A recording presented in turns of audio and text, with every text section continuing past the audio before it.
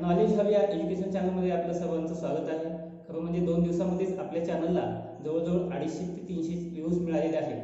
तुमचा हा प्रतिसाद पाहूनच मी आणखीन एक नवीन टॉपिक घेऊन आपल्यासमोर येत आहे.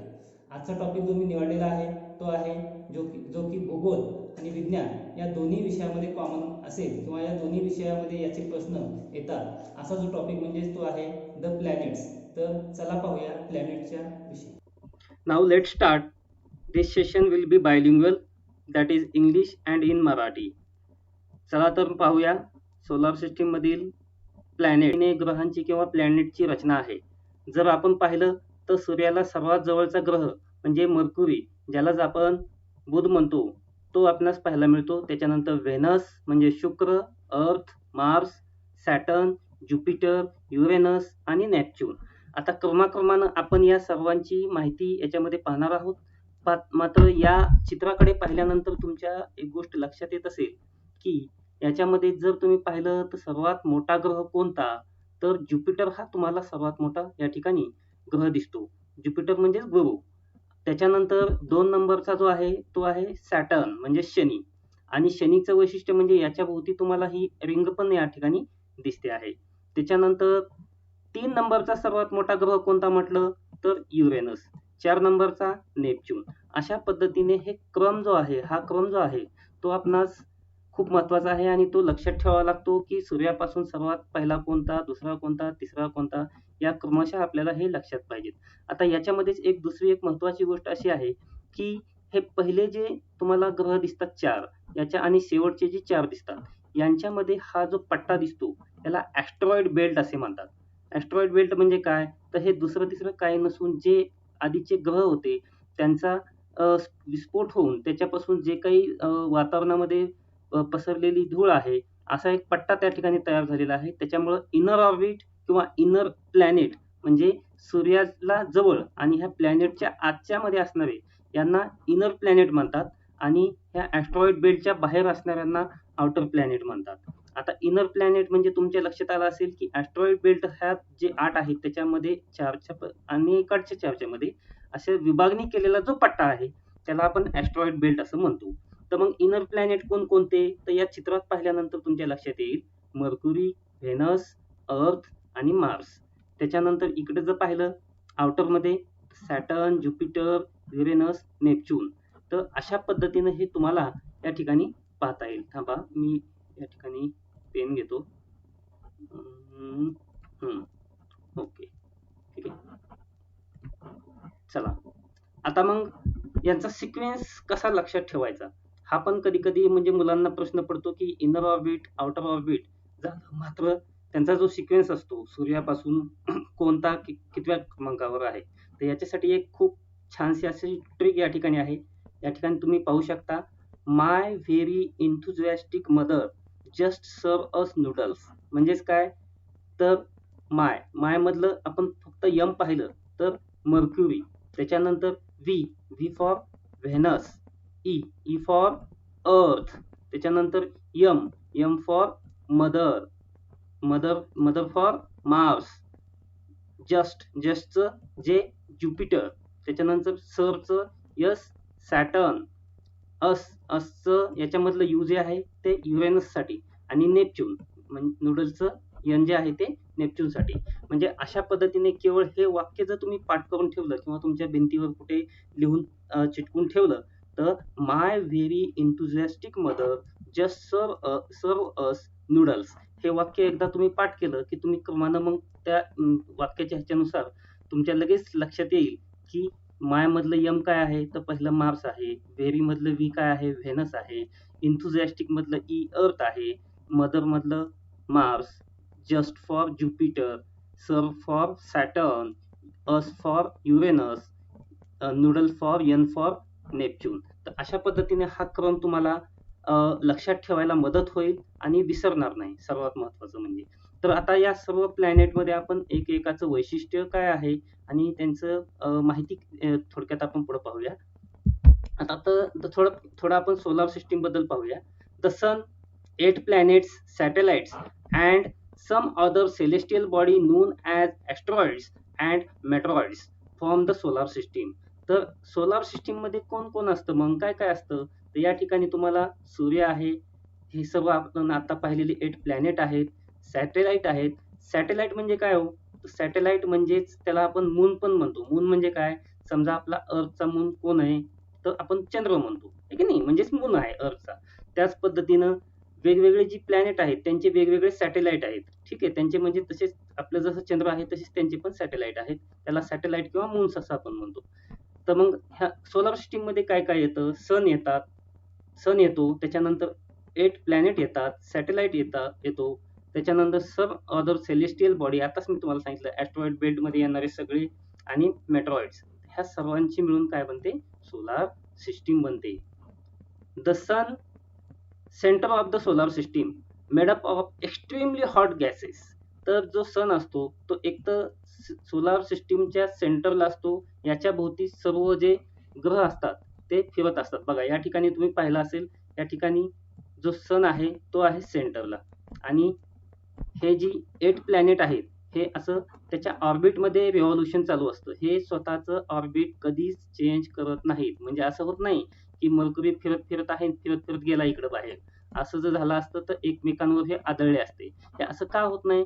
Due to of internal force and also gravitational force. त्याच्यामुळे काय होतं, हे ह्यांच्या विशिष्ट ऑर्बिटमध्येच फिरतात, ऑर्बिटच्या बाहेर जात नाहीत. हा, तर मग असंच बघा, आता हे आपण 8 प्लॅनेट पाहिले. आता दुसरा एक तुम्ही एक प्लॅनेट ऐकला असेल की खूप दिवसापूर्वी प्लुटो प्लुटो हा सुद्धा ग्रह मानला जायचा. मात्र त्यानं काय केलं, त्यानं जो हे नियम होते या नियमाचं त्यानं पालन केलं नाही. तो हा ऑर्बिटमध्ये फिरत फिरत तो काय व्हायचा, हा जो नेपच्यून आहे याच्या ऑर्बिटमध्ये घुसला. त्याच्यामुळं मग काय झालं, त्याचं जी ग्रह ग्रह म्हणून त्याला जो प्लॅनेट म्हणून दर्जा दिलेला होता तो काढून घेण्यात आला, कारण त्यानं नियमांचं पालन केलेलं नव्हतं. म्हणजेच हा जो ग्रह आहे तो, त्याला तेव्हापासून आपण बटू ग्रह किंवा ड्रॉफ प्लॅनेट असं म्हणतो. पुढे आपण पाहणारच आहोत त्याच्याविषयी. तर हा, आता मग सन बघा 150 million kilometre away from the Earth आहे. त्याच्यानंतर planets, 8 planets in our solar system in order of their distance from the Sun. They are Mercury, Venus, Earth, Mars, and these are called inner planets. आपण आताच पाहिलेलं आहे की जे ऍस्ट्रॉइड बेल्टच्या आतमध्ये आहेत, सूर्यापासून सूर्याला जवळ आहेत असे जे सिक्वेन्स आहे मर्क्युरी, व्हेनस, अर्थ आणि मार्स, यांना आपण काय म्हणतो? अर्थ इनर प्लॅनेट असं म्हणतो. ओके. हा, आता ऍस्ट्रॉइड बेल्ट्स, आताच मगाशी सांगितलं की there are numerous tiny bodies which also move around the Sun. These bodies are called asteroids. They are found between the orbit Mars and Jupiter. तर हे ऍस्ट्रॉइड बेल्ट कुठं आहे? जर असं समजा तुम्हाला प्रश्न आला तर मार्स आणि Jupiter, in between of them. Okay, Jupiter आणि मार्स याच्या दोघांच्या मध्ये जो आहे बेल्ट त्याला आपण ऍस्ट्रॉइड बेल्ट असं म्हणतो. आता ऍस्ट्रॉइड बेल्ट म्हणजे काय आणि इनर ऑर्बिट कशामुळे म्हणतात, आउटर ऑर्बिट कोणते आहेत हे तुमच्या लक्षात आलं असेल की इनर प्लॅनेट आणि आउटर प्लॅनेट त्या ऍस्ट्रॉइड बेल्टमुळे त्यांची.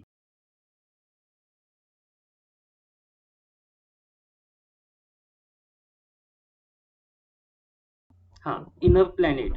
आता याच्यामध्ये हा भाग खूप महत्वाचा आहे. म्हणजे इथून पुढचे जे ग्रह आहेत याच्यावर पुष्कळ परीक्षांमध्ये याच्यावर प्रश्न विचारलेले असतात.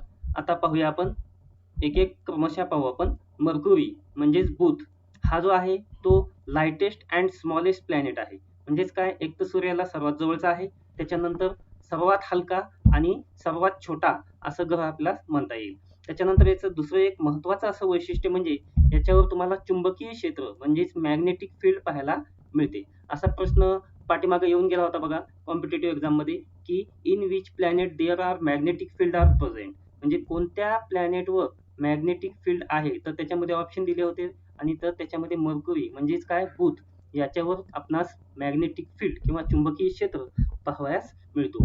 आता almost distance from the Sun, आता म्हणजे आपल्या सन पासून जो त्यांच्या सर्वांच्या सेंटरला आहे त्या सन पासून डिस्टन्स किती आहे? ऑलमोस्ट हे जे आहे ते किलोमीटर मध्ये आहे, मिलियन किलोमीटर मध्ये. हा, ओके, मिलियन केएम म्हणजेच मिलियन किलोमीटर मध्ये. तर ऑलमोस्ट 58 मिलियन किलोमीटर एवढा आहे. रोटेशन ऑफ टाइम, आता इथं अराउंड 58.6 अर्थ डे, त्याच्यानंतर रिव्होल्यूशन टाइम ऑलमोस्ट 88 अर्थ डेज. आता हे एवढं बारीक काही कोणच समजा तुम्हाला कोणी विचारणार नाही, मात्र तुम्हाला एवढं फक्त माहित पाहिजे की सर्वात कमी कोणाचं आणि सर्वात जास्त कोणाचं. ठीक आहे.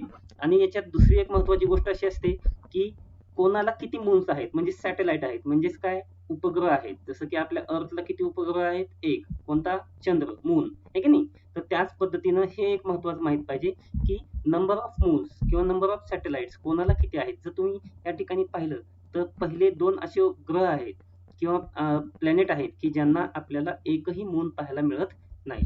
चला, तर मग आता तुमच्या मर्क्युरीच्या बाबतीत सर्व गोष्टी लक्षात आल्या असतील. ह्याच्यात फक्त महत्वाचं काय आहे, स्मॉलेस्ट अँड लाइटेस्ट, त्याच्यानंतर मॅग्नेटिक फील्ड या ठिकाणी पाहायला मिळते. 2 नंबरचा आहे शुक्र म्हणजेच Venus, known as morning star, evening star, brightest planet, hottest planet, Earth sisters planet. बघा किती नावं आहेत त्याला.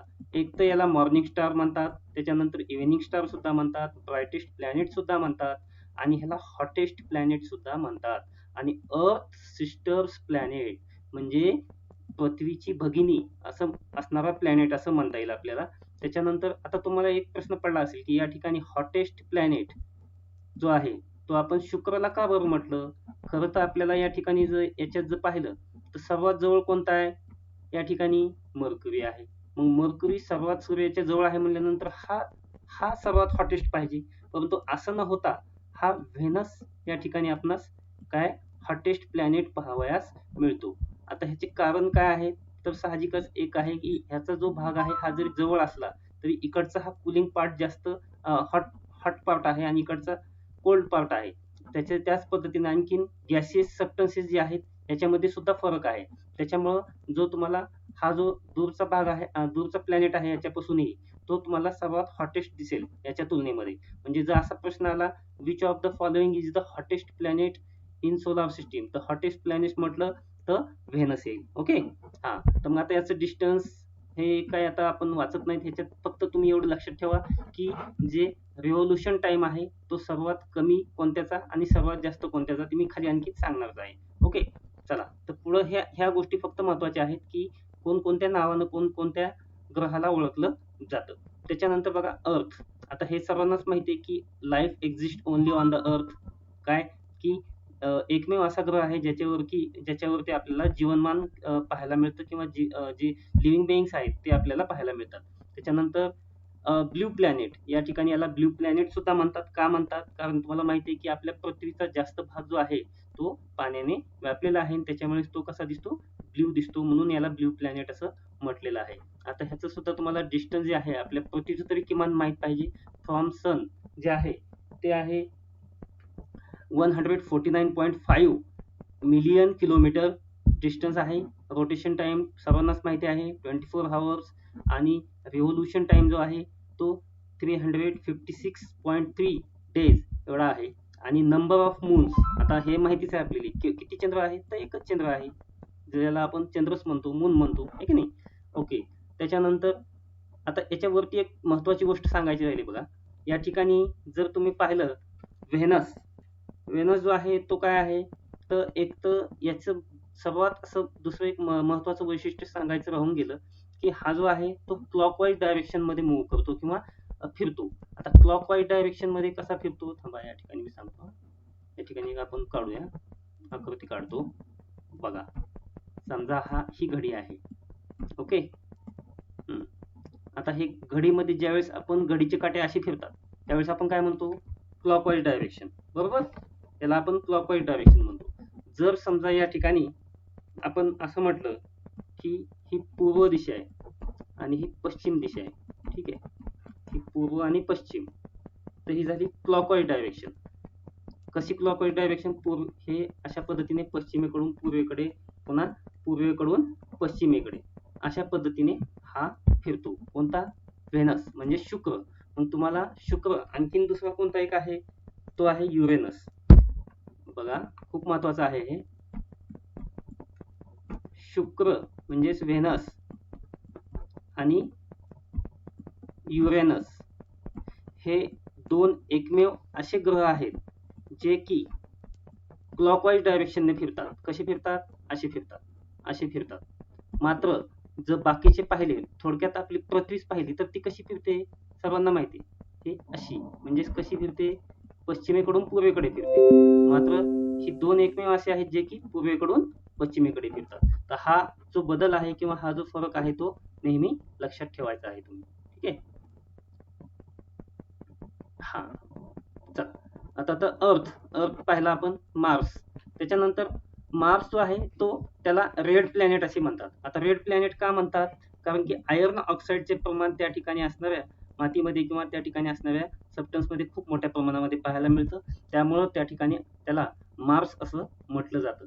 बघा, आपल्या इस्रोने, इंडियन स्पेस रिसर्च ऑर्गनायझेशन या आपल्या अवकाश संशोधन संस्थेने मॉम नावाचा एक कार्यक्रम हाती घेतला होता. म्हणजेच काय, मार्स ऑर्बिट मिशन. तर याच्या अंतर्गत हा 5 नोव्हेंबर 2013 ला आपण सॅटेलाइट किंवा प्रक्षेपण त्याचं केलं होतं आणि त्याच्याद्वारे त्या ठिकाणची माहिती आपण घेण्याचा प्रयत्न केला होता. तर तुम्हाला असं सिम्पली माहित पाहिजे की इस्रोचा मॉम काय आहे, कशाला म्हणतो मॉम. तर इस्रोचा मॉम म्हणजेच काय, मार्स ऑर्बिट मिशन. तर हे मंगळयानाविषयी एक मिशन होतं, ज्याच्यामध्ये की आपण PSLV-C-25 नावाचं एक त्या ठिकाणी प्रक्षेपक पाठवलं होतं आणि त्याच्या सहाय्याने त्या मार्सवरची माहिती घेण्यासाठी ते पाठवलं होतं. ठीक आहे. चला, आता ह्याच्यात मार्समध्ये महत्वाचं आणखीन काय आहे की एक तर हा रेड प्लॅनेट आहे आणि दुसरी महत्वाची बाब म्हणजे ह्याला 2 उपग्रह आहेत. आता हा प्रश्न सुद्धा खूप वेळेस विचारलेला आहे की फोबस आणि डेमोस हे कोणत्या प्लॅनेटचे उपग्रह आहेत. ठीक आहे. तर फोबस आणि डेमोस हे जे 2 उपग्रह आहेत, 2 हे मून आहेत किंवा सॅटेलाइट आहेत, हे जे आहेत ते कोणाचे आहेत, मार्सचे आहेत. एवढं तुम्ही लक्षात ठेवायचं आहे. त्याच्यानंतर आहे ज्युपिटर म्हणजेच गुरु. आता मगाशीच मी तुम्हाला या ठिकाणी सांगितलं होतं, सिक्वेन्समध्ये जर आपण पाहिलं होतं की सर्वात मोठा कोणता, ज्युपिटर, सॅटर्न, त्याच्यानंतर युरेनस आणि नेपच्यून. हे क्रमानच आहेत. त्यामुळं फर्स्ट कोणता सर्वात मोठा, त्याच्यानंतर सेकंड कोणता, हे तुम्ही या ठिकाणी सुद्धा पाहू शकता. फर्स्ट, सेकंड, थर्ड अशा पद्धतीने त्यांचा सिक्वेन्स आहे. आता Jupiter is the largest planet in solar system आणि Ganymede is the largest satellite of our solar system. आता बघा, हे गॅनिमेडे किंवा गॅनिमेडे काय, तुम्ही याला प्रोनाउन्स कसं पण करू शकता. गॅनिमेडे हा जो आहे उपग्रह, म्हणजेच हा कोणाचा उपग्रह आहे किंवा मून आहे, सॅटेलाइट आहे, तर तो आहे गुरुचा. आणि हा सुद्धा खूप महत्वाचा आहे की गॅनिमेडे हा लार्जेस्ट उपग्रह किंवा लार्जेस्ट सॅटेलाइट असणारा हा कोणाचा उपग्रह आहे, तर तो आहे गुरुचा म्हणजे ज्युपिटरचा. आणि तो कसा आहे, लार्जेस्ट सॅटेलाइट आहे. म्हणजे जेवढे काही हे मून्स आहेत, हे जे मून्स आपण पाहतो, सर्वात मोठा चंद्र कोणाचा मोठा असं जर म्हटलं किंवा सर्वात मोठा सॅटेलाइट कोणाचा मोठा, तर तो आहे ज्युपिटरचा आणि त्याचं नाव काय आहे, गॅनिमेडे. ठीक आहे, हे लक्षात ठेवा. Largest planet is गॅनिमेडे.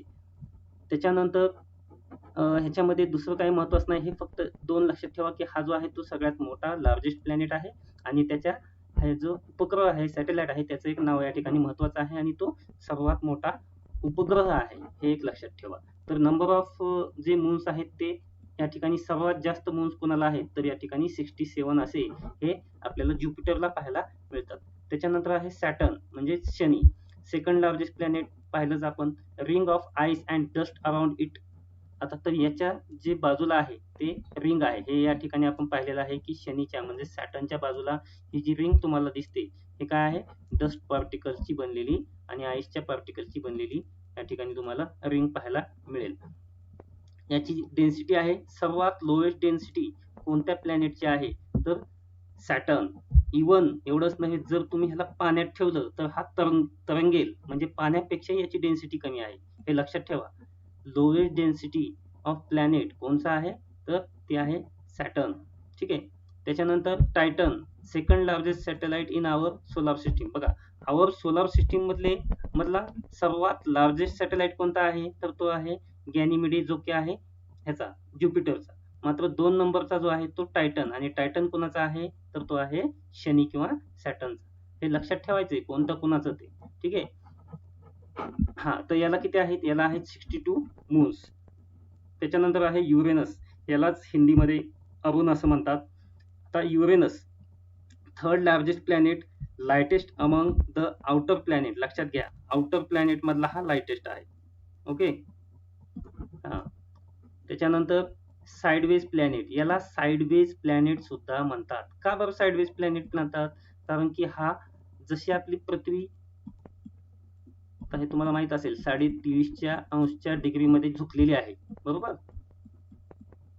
त्याच पद्धतीने हा युरेनस सुद्धा असा सूर्याच्या बाजूला झुकलेला आहे, त्याच्यामुळे याला साइडवेज प्लॅनेट सुद्धा म्हणतात. लक्षात ठेवा, हे खूप महत्वाचं आहे. Sideways planet Uranus discovered by William Herschel. हे सुद्धा प्रश्न येऊन गेला आहे बऱ्याच एक्झाम मध्ये की हु डिस्कवर्ड द युरेनस. तर युरेनसचा शोध किंवा कोणी लावलेला आहे, तर विल्यम हर्शेल यांनी याचा शोध लावलेला आहे. याला किती मून्स आहेत, तर 27 मून्स आहेत. त्याच्यानंतरचा आहे Neptune. Blue green in colour किंवा ग्रीन इन कलर सुद्धा याला डायरेक्ट म्हणतात. ग्रीन कलर असणारा प्लॅनेट कोणता, तर या ठिकाणी नेपच्यून. असं तुम्हाला लगेच लक्षात आलं पाहिजे. बघा मगाशी आपण पाहिलं रेड प्लॅनेट कोणता, रेड प्लॅनेट कोणत्याला म्हणतो आपण या ठिकाणी, तर मार्सला म्हणतो, मंगळला म्हणतो. कारण की या ठिकाणी काय आहे, रेड ऑक्साईडचं प्रमाण खूप मोठ्या प्रमाणात आहे, म्हणून रेड प्लॅनेट आपण मार्सला म्हणतो, म्हणजेच मंगळला म्हणतो. आणि त्याच्यानंतर जर तुम्हाला म्हटलं की ग्रीन कलर प्लॅनेट किंवा ग्रीन प्लॅनेट कोणता, ग्रीन कलर बरं का, ग्रीन प्लॅनेट नाही, ग्रीन कलर प्लॅनेट कोणता म्हटलं तर नेपच्यून येईल. ओके. आता कशामुळं, कारण की या ठिकाणी जे आहे ती तुम्हाला खूप मोठ्या प्रमाणामध्ये मिथेन पाहायला मिळतो due to of presence of methanes. ठीक आहे. Discovered by John Galle. John Galle यांनी याचा शोध लावला होता. जसं की आपण मगाशी पाहिलं नेपच्यूनचा शोध कोणी लावला, विल्यम हर्शेलने लावला. त्याच्यानंतर युरेनसचा शोध कोणी लावला, विल्यम हर्शेलने लावला. तर नेपच्यूनचा शोध कोणी लावला, जॉन गॅले यांनी याचा शोध लावलेला आहे. आणि याला किती मून्स आहेत, 13 मून्स आहेत. तर अशा पद्धतीने आपण हे जी महत्वाचे इम्पॉर्टंट आउटर पार्ट आणि इनर पार्ट असणारे 8 प्लॅनेट आपल्या सोलर सिस्टीमचे या ठिकाणी पाहिलेले आहेत. आणि याच्यामध्ये जे एक्झाम्स असतात, कॉम्पिटिटिव्ह एक्झाम्स असतात, याच्या बाहेर काही येत नाही. सर्वात महत्त्वाच्या तुमच्या गोष्टी लक्षात आलेल्या असतील. इनर ऑर्बिट, आउटर ऑर्बिट, त्याच्यानंतर त्यांची जी नावं आहेत, लाइटेस्ट कोणता, त्याच्यानंतर त्यांच्या कलरनुसार रेड प्लॅनेट कोणता, ग्रीन प्लॅनेट कोणता, पुन्हा साइडवेज प्लॅनेट कोणता, ह्या सर्व बाबी खूप महत्त्वाच्या आहेत. 1-2 वेळेस तुम्ही हा व्हिडिओ पहा, वाटलंच तर पॉज करा व्हिडिओ आणि याच्या नोट्स बनवा. तुम्ही म्हणजे हे पुन्हा पुन्हा वाचल्यानंतर 1-2 वेळेस तुम्ही व्हिडिओ पाहिल्यानंतर हे तुमच्या कायमस्वरूपी लक्षात राहील. आता थोडक्यात आपण प्लॅनेटच्या नंतर आता डिफरन्स बिटवीन स्टार्स आणि प्लॅनेट याची एक थोडक्यात माहिती पाहू. बऱ्याच जणांना हा प्रश्न पडतो की जे स्टार आहेत आणि प्लॅनेट आहेत यांच्यामध्ये नेमका फरक काय असतो. तर या ठिकाणी आपण पाहूया. बघा, self luminous body they emit their own light and heat. बघा, स्टार म्हणजेच काय, तर तारे जे स्वतः काय करतात, इमिट करतात लाईट आणि हीट, त्यांना आपण तारे म्हणतो, म्हणजे स्वयंप्रकाशित असतो थोडक्यात. Non luminous bodies they only reflect the light received from the Sun. आता साहजिकच आहे, आपला अर्थ आहे, अर्थ स्वतः काही प्रकाश बाहेर टाकतो का, नाही. तर अर्थवर काय होते किंवा कोणत्याही प्लॅनेटवर काय होते, सूर्यापासून येणारे जे प्रकाश असतात, सूर्यकिरणे, ते काय होतात, इमिट होतात, रिफ्लेक्ट होतात. ठीक आहे.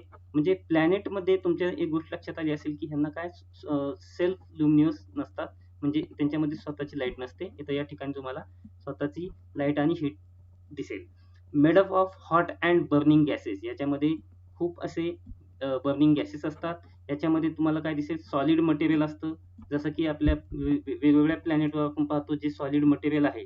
कोणतं मग solid material, different types of Roxx, हे की नाही. त्याच्यानंतर व्हेरी लार्ज इन साईज. आता जर तुम्हाला सहज असं विचारलं की प्लॅनेट मोठा असेल का तारा मोठा असेल, तर आपल्याला वाटतं तारा खूप छोटा आहे, किंवा जरी आपल्याला माहित असेल तारा मोठा आहे, पण प्लॅनेट एवढा असू शकतो का, तर निश्चितच तारे हे काय असतात, प्लॅनेट पेक्षाही मोठे असतात. ही बाब लक्षात ठेवा. ठीक आहे. तर ताऱ्यांची साईज जी असते ती प्लॅनेट पेक्षा खूप मोठी असते, जरी ते आपल्याला छोटे दिसत असली तरी. त्याच्यानंतर कम्पॅरेटिव्हली स्मॉलर इन साईज. जे प्लॅनेट असतात ते काय असतात, हे ताऱ्यांपेक्षा तुलनेने लहान असतात. Moves around the centre of the Galaxy. हे जी गॅलेक्सी आहे, आकाशगंगा म्हणा किंवा पूर्ण, तर हे त्याच्या सेंटरमध्ये मूव्ह करतात. आणि मूव्स अराउंड द सन. हे मगाशी तुम्ही आपण वरच्या चित्रात पाहिलंय की केवळ सन हा सेंटरला असतो आणि त्याच्या बाजूला विशिष्ट ऑर्बिटमध्ये हे काय होतात, मूव्ह करतात. ठीक आहे, फिरतात. तर अशा पद्धतीने या ठिकाणी सर्व ज्या महत्त्वपूर्ण कॉम्पिटिटिव्ह एक्झामच्या दृष्टिकोनातून जी माहिती आहे ती या ठिकाणी मी पूर्ण करण्याचा प्रयत्न केला आहे. व्हिडिओ मगाशी सांगितलं तुम्ही व्यवस्थित पहा, त्याच्या व्यवस्थित नोट्स काढा, कारण की हे मी 3-4 पुस्तकं रेफर करून ह्या नोट्स बनवून आपणास देण्याचा प्रयत्न केलेला आहे.